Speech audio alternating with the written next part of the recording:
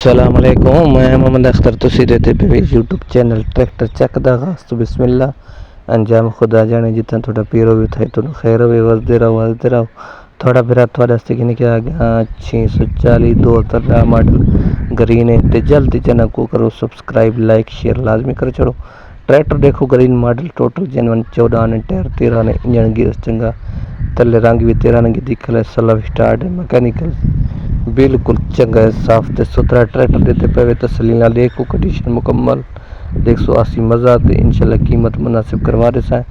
tractor तो check करो ये थोड़े सामने 2010 मॉडल नंबर लगो है पंजाब वखर दा ते बाकी मैकेनिकल बिल्कुल पूरा उसी इंजन गियर इसका पूरा उसी ट्रैक्टर चंगा है साफ सुथरा कंडीशन देख सकते भी इस साइड देखो दूसरी साइड चेक करो ये दूसरी साइड बेहतरीन ट्रैक्टर साफ ते सुथरा कंडीशन थोड़े सामने नंबर थोड़े सामने टायर अगले पिछले सामने इंजन का पुल बिल्कुल टाइट हो सी हिस्से की कोई आवाज़ ना हो इंजन टाइट हो सी जनवन मिसाल की दिख करेंगे जी जनवन है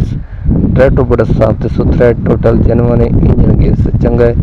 ट्रैक्टर तो देख के ना लोकेशन दस देना ट्रैक्टर थोक दस देना कीमत आके गिन सकते कीमत दसाना थोड़ा बाकी ट्रैक्टर तो तसली ना देख नो ये कंडीशन थोड़े सामने लुक थोड़े सामने बाकी ये ट्रैक्टर की डिमांड वगैरह जी है वो तो दसना लोकेशन जी है ट्रैक्टर की तकरीबन ज़िला बखर है ज़िला बखर अगे इलाका उत्थे खला है दुल्ले वाला खला है तो ये ट्रैक्टर तुम चेक कर दो कीमत थोक दस देना तो ट्रैक्टर बड़ा तसली वाला इंजन गियर का फुल टाइट मैकेनिकल चंगा है नंबर लगो है पंजाब का बाकी जी डिमांड वगैरह जी मालिक करेंगे वो तक दसन वाला कि मालिक डिमांड तकरीबन 21.5 लाख रुपया करेंगे फाइनल तो 21.5 लाख रुपया मौके तो मजीद भी कर वैसी कमी पेशी ट्रैक्टर कई कमी को नहीं तो बाकी इंजन गियर शो ताई तले पेटी रंग पूरा के दिखल है बाकी ट्रैक्टर चंगा है जिस पेन पास आवे ये पास आवे